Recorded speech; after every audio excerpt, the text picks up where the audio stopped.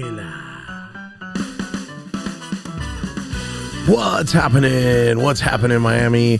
This is Red Pill Rolly coming to you live from the Radio Red Pill headquarters located in beautiful, sunny Miami. And I am thrilled to be back here. I really am. I'm so happy that I am back. I just got back from Texas. Some of you guys know I was at the I was at the National Finals Rodeo. The last time I was there, I was at the high school rodeo finals, but I was at the National Finals Rodeo, and it was held this time in Texas. It's usually in Las Vegas, so it's the first time that it's being held in Texas. Had a lot to do with COVID, had everything to do with COVID, and to be honest with you, it was amazing. I loved it. I wish they would have it there more often. It was freaking awesome. Fort Worth, beautiful, beautiful cow town. It's a city that's it's really deep and rich in history, and it's worth going to see if you've never been around it.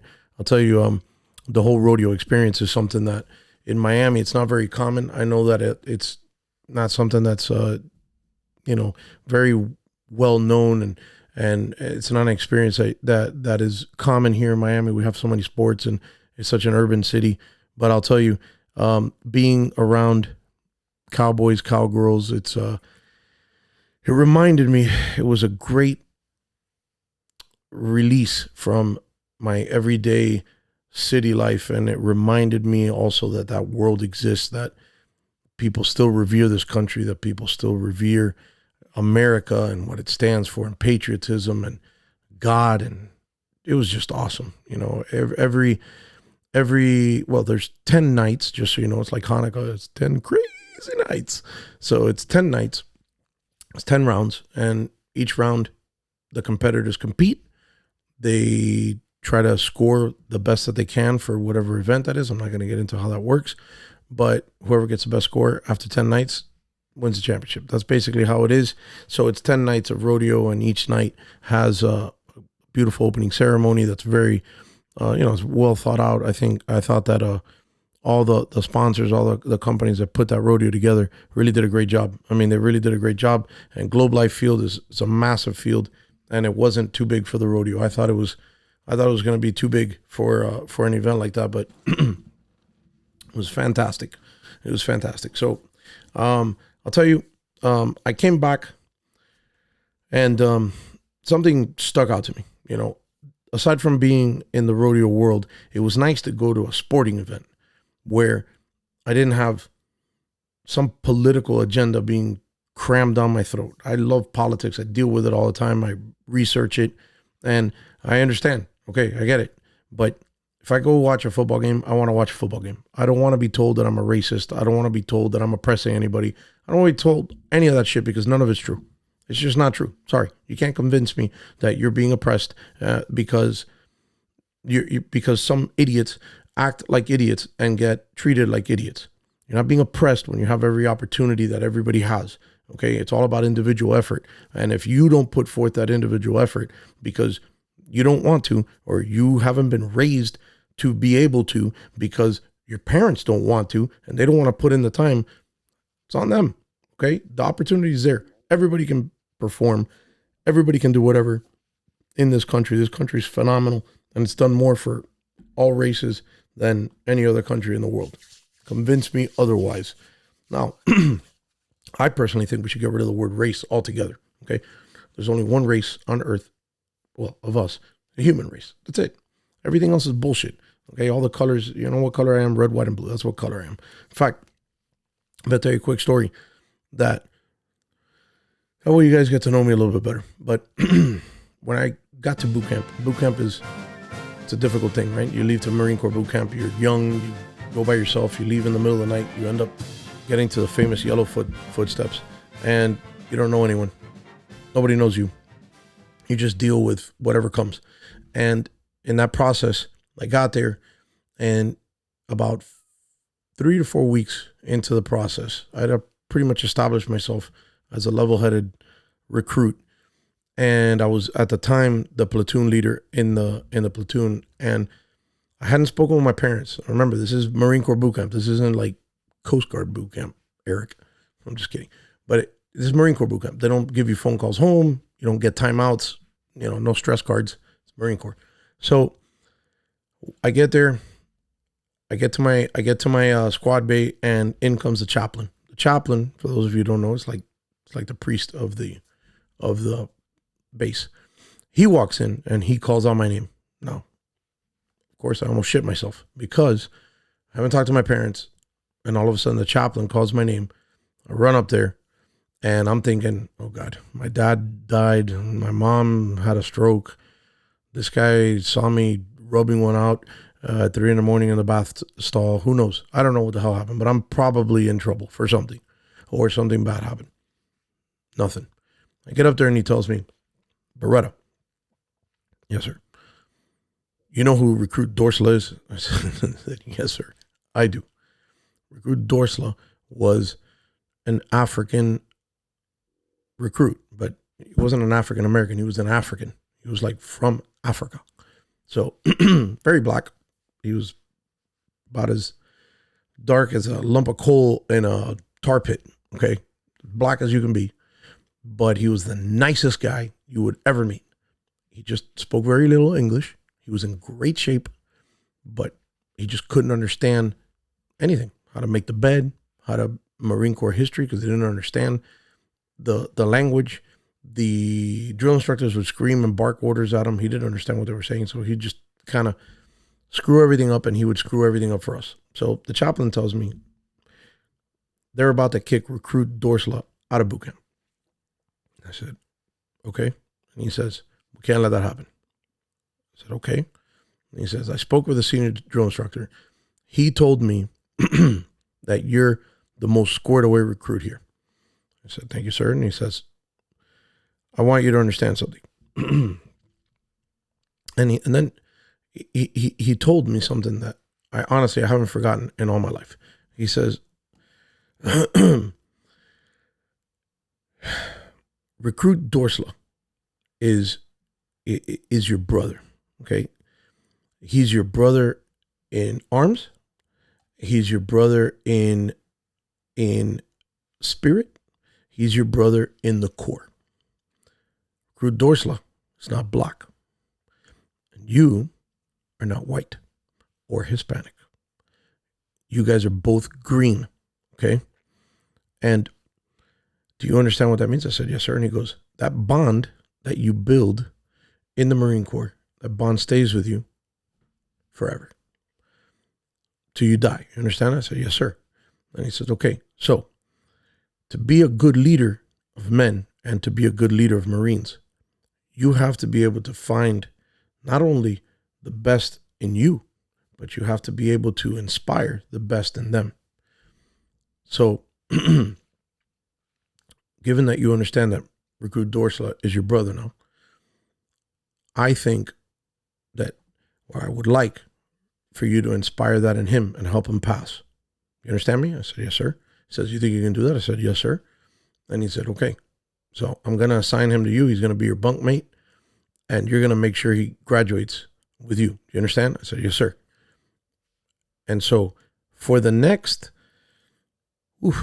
they moved him to my rack. And for the next month, I just got beat up. I got beat up with the normal bullshit that the Marine Corps drill instructors give you. But then I got beat up every time he screwed up. Every time Dorsla made a mistake, every time his boots weren't shined right, every time his bed wasn't made right, every time he screwed up in rifle drill, they would pull us aside and they would just burn us, right? And at first it pissed me off, but I dedicated a lot of time to him, and he was very appreciative and very, he felt bad that all this was happening, but I sort of understood. I helped him with his English, and I'll tell you, a month into boot camp, he was doing great. A month later, he was doing great. He was understanding everything. We were running. He was making his runs. He was still complaining about his legs, but he was making his runs, and he was making it.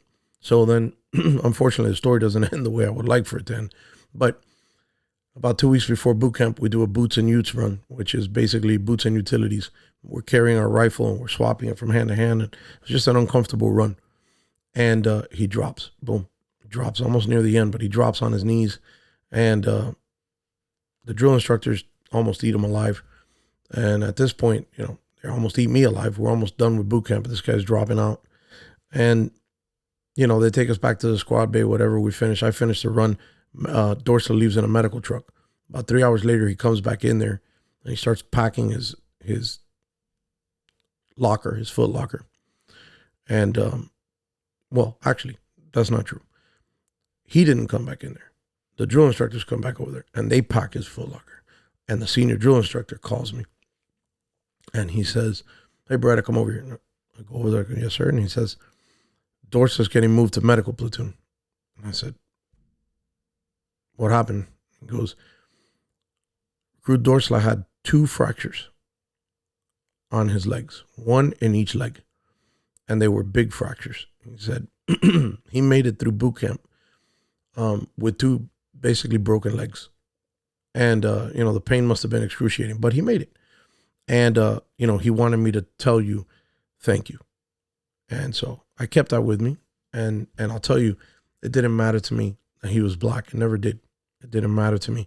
We were brothers and, we loved each other and we got through it. And, I never saw him again. I hope that he made it. Once in boot camp, once you lose somebody in a medical platoon, they're usually going one way. I'm going the other way. My MOS didn't match his, and I never saw him again. But I'll tell you, like him, there were many. I'm just giving you the example. When you're in the Marines, you look past that, and it doesn't mean that you don't recognize each other as black or white, and you don't joke around, and you don't mess with each other. The reality of the matter is, it doesn't matter that you're black and white. You celebrate your differences. You make fun of your differences, but you don't carry it like a cross, and you don't judge anybody by their color. I think that's how it should be.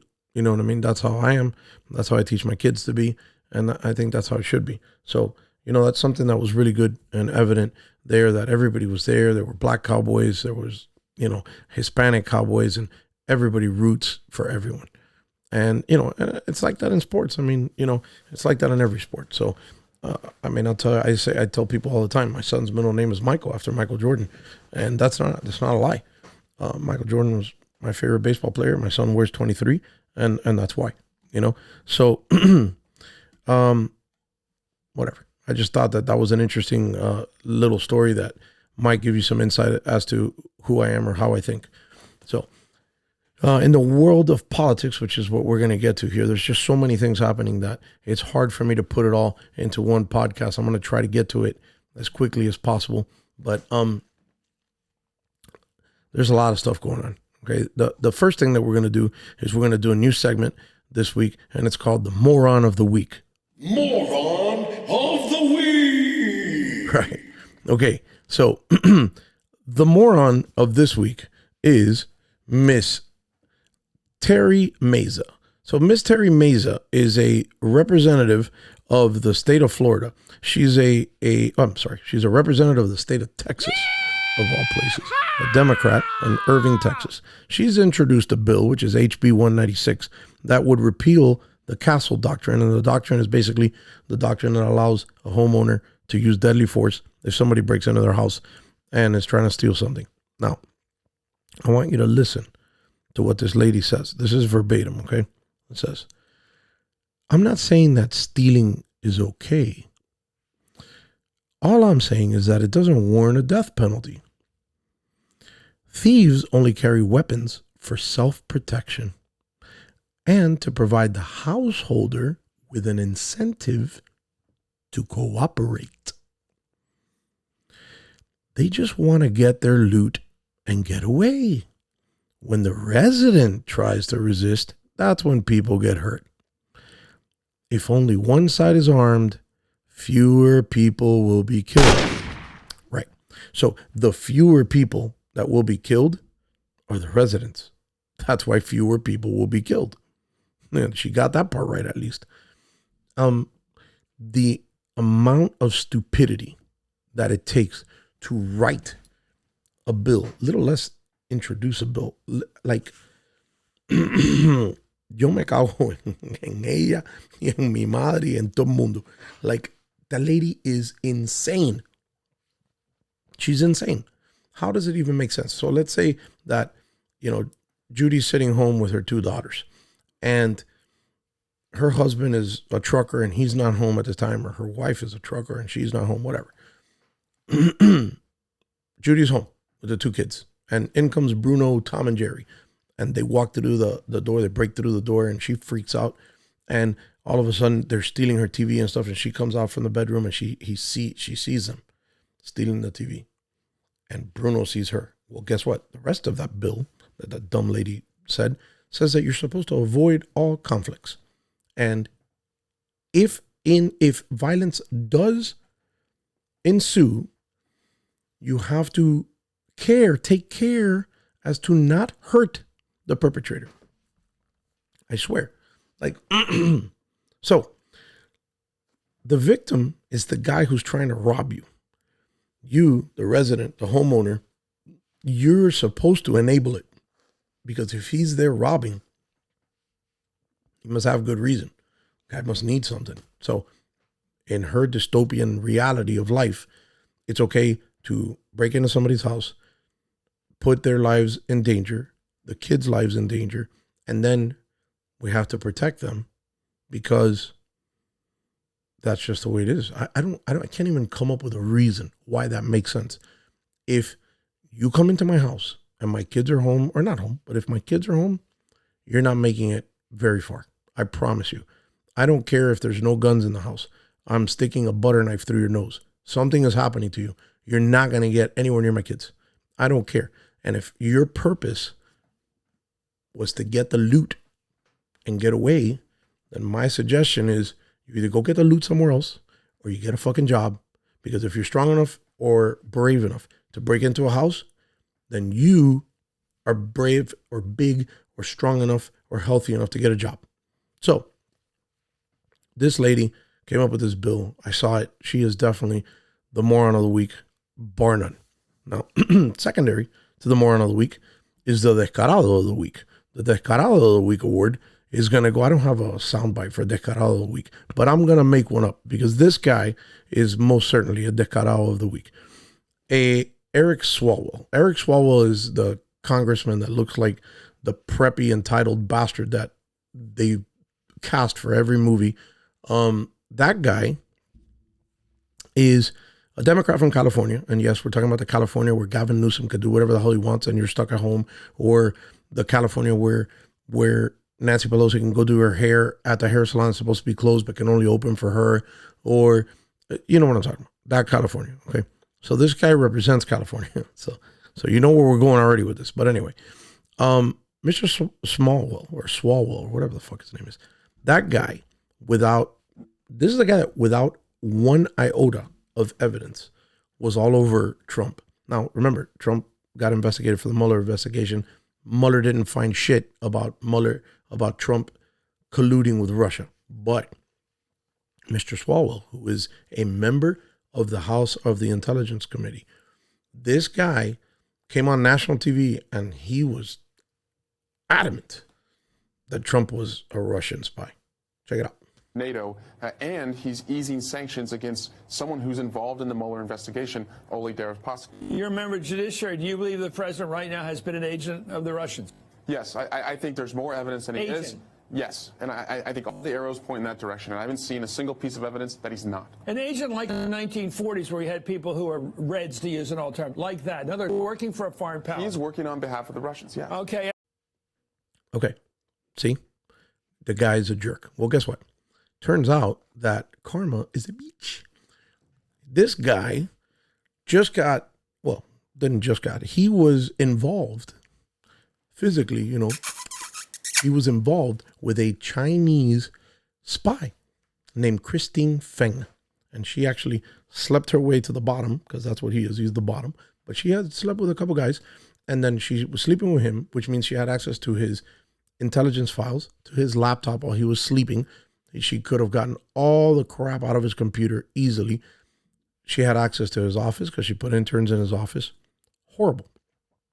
This guy was completely compromised, yet he still sits on the House Intelligence Committee. Okay? Yeah, exactly. So, Swalwell, you're a disgrace. I don't even know. Whatever. It's embarrassing at this point. And I'm glad that you got caught with your pants down, literally, all right? Because the last time all you did was fart on national TV. This time you got caught with your pants down. And wait, no, and then he had the balls to then go on TV and say that what they should be investigating is not what he did with Feng. What they should be investigating is why they released the paperwork, or why they released the information about him and Feng while he was impeaching Trump for a phone call that was perfectly legal. So while he was committing another act of treason, they should investigate why the information came out. It's kind of like Hillary, right? It's like Hillary Clinton was like, wait a minute, it's like the Jedi mind trick. Forget about what's in the emails. There's nothing to see here. Forget about it. Think about, why are they showing you this? How did they get this? Not what's in the emails. These people are insane. Like, whatever, man. Listen, they're insane. They're insane. They make no sense. Anything that they say, they spew, it makes no sense. And then what makes even less sense to me is how people who I think are somewhat intelligent follow these morons and believe this stuff. So it's insanity. This guy Swalwell, total dirtbag. And I couldn't even begin to tell you how much I hate that guy. But anyway, whatever. He's up there with Pelosi and Shifty Schiff. Anyway, so I grew up on the notion that the United States was strong because it was a union. It was all together. But due to all this craziness that's going on, right? Like all the fact that it's okay to loot and burn buildings and stuff in Michigan, but then now she wants to prosecute, the Michigan Attorney General wants to prosecute people for peaceably, like really peacefully assembling and not going along with the completely unscientific lockdowns. And I'm going to tell you why they're unscientific in a second. But we're breaking apart. The United States is dismantling. And then they blame it on Trump and saying that it's because of him. No, it's not because of him. It's because you guys are twisted, because you're trying to pass laws to people that have common sense and tell them, hey, somebody breaks in your house, just let them steal your shit. So if that's the case, what's the point of working? And then we go back to the whole communist agenda where personal property is not important. Personal property is not important. Then you don't care if they steal your stuff. In fact, there is no personal property. It all belongs to the community. That's where that comes from. These people are all a bunch of communist, Marxist, leftist morons. And the problem is that they're in office. It's crazy. And then when you get smart people who are like, oh, no, but that's how it should be, because they live in some utopian society. Well, in their brain, that is. And they don't realize that it's actually dystopian. But when it comes and knocks on their door, that's when they're like, wait a minute. No, that doesn't make any sense. You can't have my stuff. You can take his stuff, but my stuff is my stuff. Listen, it's bullshit. Communism doesn't work, right? So anyway, the last thing that I want to talk to you about after talking about the fact that the country is being dismantled, which, by the way, there's a whole new autonomous zone. We have a new area, Portland. Portland's got a new autonomous zone. Every time somebody screws up, they open up an autonomous zone, and then nobody can prosecute them because it's their zone. So if anybody tries to prosecute me, this is a RPP autonomous zone. You're banned. You need to pay a toll at the door, and maybe I'll let you in. I'll give you a VIP card. So, oh, and by the way, we don't play that, oh, don't hurt the people if they break in the RPP autonomous zone. All right, listen to me. Aside from that, turns out that some smart patriots have actually turned the tables on the lefties. And in California and in Nevada, they've filed for a pseudo state. They're basically trying to pull away from the state of California, pull away from Nevada and all the rural areas, because obviously those rural areas are being completely disenfranchised. When you've got millions of people in LA and San Francisco shooting up, because in San Francisco now they've created little spots where you can actually go and shoot up heroin and then just go be a bum after that. It's legal, and they just kind of turn their face and they shoot you up with real heroin, because that way you're not using bad heroin and getting sick or getting infected by bad needles, right? So, yeah, they're going to learn their lesson, right? And they're going to come off heroin, and they're not going to be a debt to society at all, because you're giving them good shit. At least there's that. The logic is infallible. It's amazing. Anyway, I digress. So the people in the rural areas of California they're trying to seed from the state and create their own state. And I think that's very smart. I hope they do it. But then it's going to screw up the American flag. So I kind of hope they don't. I don't know, maybe instead of having an extra flag, we'll do like little lines in between the red, white, and the blue. We'll just do like a little blue ribbon, a little line like that. And that way we don't have to, because I like the 50 stars. It looks good. But anyway, all right, let's get back to something serious. They're doing it. And those two pseudo states have joined the other 18 states that are suing the swing states. So Texas is suing the swing states, and 17 or 18 other states plus the two pseudo states have joined in that suit for the Supreme Court. I'm not going to go into why that suit's so important. You guys got to look it up, but I'm telling you, I don't want to go into it because I don't want to jinx it. I want it to happen. I want the Supreme Court to allow us to show the evidence, just to allow us to present evidence, to look at it objectively. There are laws that are in place that have been broken specifically for the act of voter fraud. Now, I got into a long conversation today with a person who I consider to have a brain, and he was telling me that there's no evidence of voter fraud. I have my podcast with the smoking gun that you guys can go back and listen to, where I say analytical evidence, anomalous statistical evidence is not enough to overturn an election. I get it. I understand that. Okay.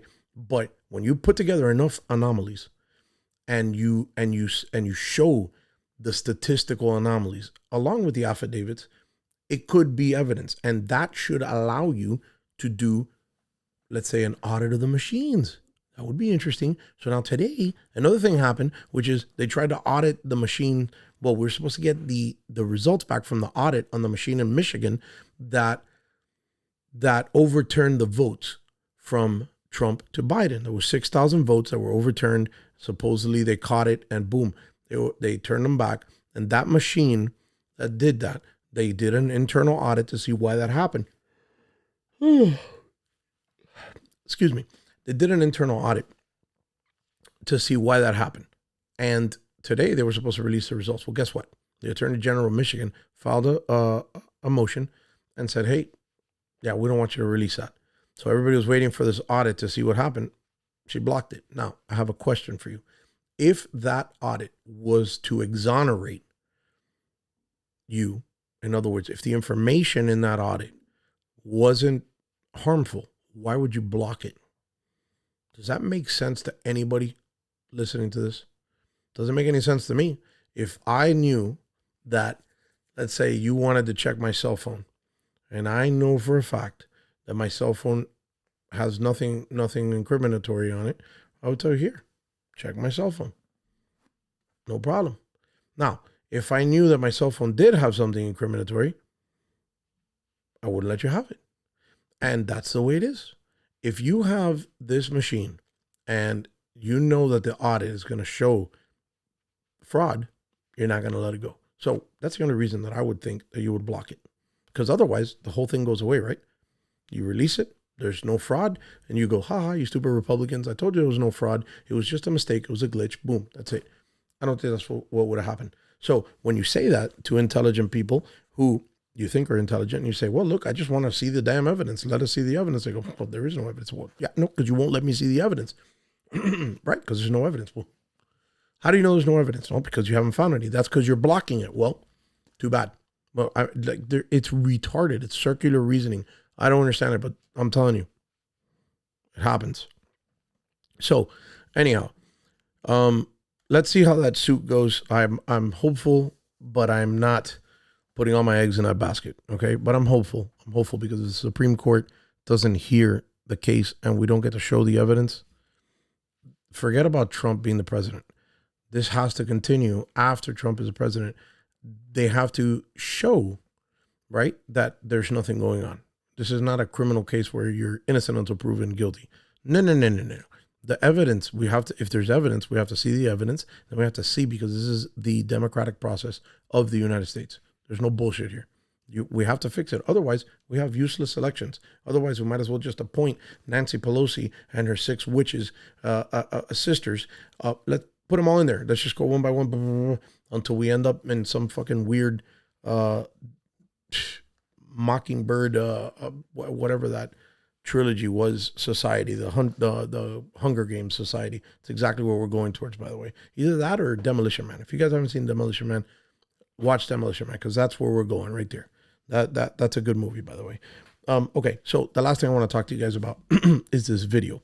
Now, this video was the fucking worst video. This video pissed me off. I haven't been so mad in my life, I don't think, about a video. I've been mad, but just not about a video.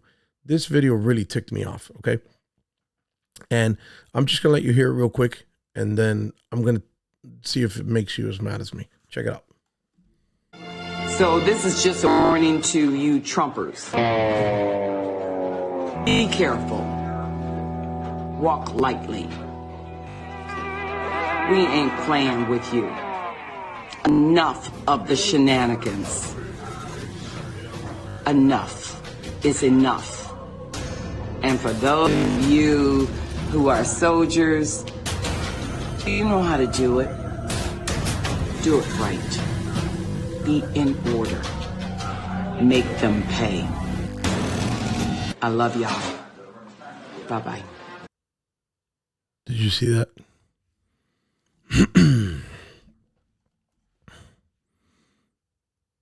You have lost your goddamn mind. You had to have lost your goddamn mind. I got 3 words for you. I'm your huckleberry. Yeah, that's right. You see, listen here, lady. There's a storm brewing, and the air is crackling. Clouds are getting dark, and there's like a rumbling deep in the distance. And the only thing that's keeping that storm at bay is the law. The law. That's because we honor the law. We obey and we abide by the law. We don't burn down cities. We don't throw tantrums and rip out statues and try to debilitate small businesses in our towns, burn them to the ground and loot, take stuff that's not ours, protect looters. That's not what we do. It's not what our side does. That's what your side does. So I don't know if you realize that every year there's thousands of soldiers that finish their terms. They go home. They're left with a void in their chest. That void is there because they can no longer serve something that's bigger than them. There's always a desire to serve something bigger than yourself. And take an oath to the Constitution, to the country. Take an oath to protect it against all enemies, foreign and domestic. And first responders are right there with us. I'm going to tell you something. And I'm going to tell you something one last time. You must have lost your goddamn mind. Because you're calling on your soldiers because they know how to do it. Do it right. You want them to make us pay. See, we don't call for American citizens' harm. We don't call for anybody's harm. We have our ideals, we have our principles, but we never want to harm another American citizen. And I'm telling you, the storm's been brewing for a while. So you want to call your soldiers? You want to call us out? You want to dance, lady? I'll tell you right now, if you want to dance, all you got to do is turn on the music. We'll be there. You just say when. So I'm going to leave you with that thought. And we're going to talk about all the people that I gave a card to when I was out there in Texas. Those first responders, police officers, security guards, firefighters, EMT, everybody that I gave a card to. If you're listening to this podcast and it's your first listen, I hope you liked it and I hope it's not your last. If you're here in Miami and you're working and you're listening to this late or early, whenever your shift is, thank you, man. Thank you, ladies. Thank you for what you do. God bless you. Christmas is coming up. We're going to have a few podcasts coming out. There's a lot of stuff happening. It's happening fast. So thank you for listening. God bless you. Stay safe. Oh, and you know what? Forgot to tell you guys. I got coronavirus. I got it. So day one, I could tell you, I don't know, had some aches, pains. That's why I knew I had something going on. I was like on a scale of 1 to 7. I was, 1 to 10, I was like a 7.